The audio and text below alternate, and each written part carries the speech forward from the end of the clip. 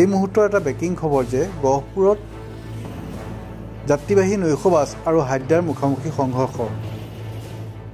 নৈশ এয়াৰবাছৰ কেবিনত থকা দুজন ড্ৰাইভাৰ গুৰুতৰভাৱে আহত। গহপুৰৰ ঘাঁহিগাঁও 15 নং ৰাষ্ট্ৰীয় ঘাইপথত ভয়ানক দুৰ্ঘটনা। নৈশ এয়াৰবাছ আৰু হাইড্ৰাৰ মাজত মুখামুখি সংঘৰ্ষ। সংঘৰ্ষৰ ফলত আগৰ গ্লাছ ভাঙি যায় নৈশ বাছখনৰ। আৰু কেবিনত থকা চালক ৰাহুল আলী আৰু সহচালক সঞ্জীৱ হাজৰিকা গুৰুতৰভাৱে আহত হয়।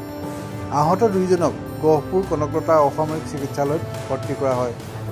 45 জন যাত্ৰীসহ বিশ্বনাথ চাৰিআলিৰ পৰা জাগুনলৈ গৈ থকা এয়াৰবাছখনৰ নম্বৰ হৈছে AR20-1554।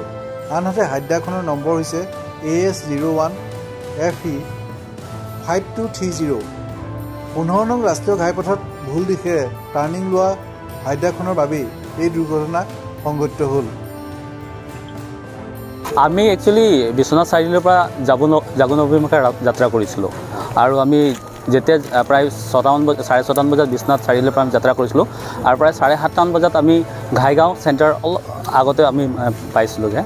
সেইখিনিতে তাৰমানে কি হ'ল, আমি বাছৰ মই বেক চাইডত আছিলোঁ, তো প্ৰচণ্ড শব্দ এটা শুনা পালোঁ। মই প্ৰচণ্ড শব্দ শুনাৰ পাই আমি যেতিয়া বাছখনৰ পৰা নামি দেখাৰ লগে লগে বাছখনৰ সন্মুখ ভাগটো পূৰা সম্পূৰ্ণ একদম ভাঙি গৈছে আৰু ওচৰত এখন হাইড্ৰা মানে বাগৰি পৰি আছে ৰাস্তাতে মেইন ৰোডৰ কাষতে বাগৰি পৰিছে আৰু সেই হাইড্ৰাখনৰ কাৰণেহে বাছখন তাত খুন্দা মৰা বুলি আমি গম পালোঁ। কিন্তু বিশেষ এটাই কথা যে আমাৰ ড্ৰাইভাৰজনৰ বৰ ইনজুৰ হৈছে, কিন্তু ইমানো ইনজুৰ হোৱা নাই তেখেতে আমি জনা মতে।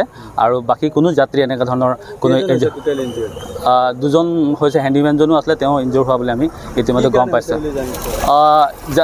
গাড়ীখনৰ বিশেষকৈ আপোনাৰ হাইড্ৰা যিখন আছিলে সেইখনক মানে আপোনাৰ কিবা ৰং ছাইডত তেওঁ টাৰ্ণ লৈ আছিলে, যাৰ কাৰণে তেখেতে বাছখনক অসুবিধা হ'ল।